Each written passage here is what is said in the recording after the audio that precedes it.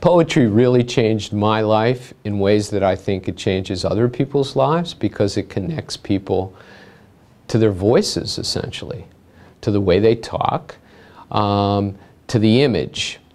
Once you begin writing poetry, and a poem is a smaller entity than even a short story, certainly much, much, much smaller than a novel.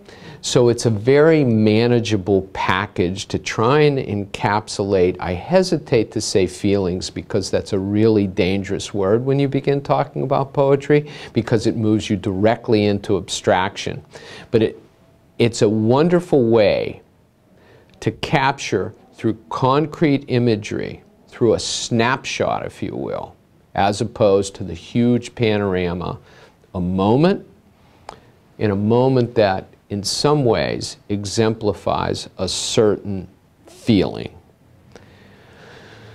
Throughout North Carolina, too, we have such an extraordinary tradition of poetry. And I think that tradition is so rich because our regions are so rich. We move from the far west into different kinds of really strata of Appalachia, then into the Piedmont, into the eastern part, the Sand Hills, and then all the way out to the coast.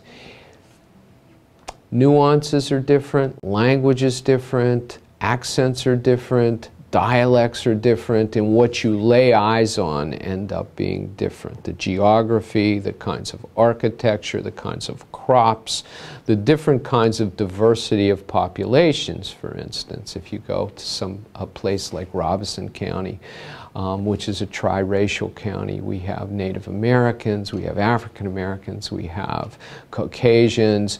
The language that emerges from that, the ways of saying, the nuance of language and that syncopated beat, the way it falls on the ear, is just extraordinary.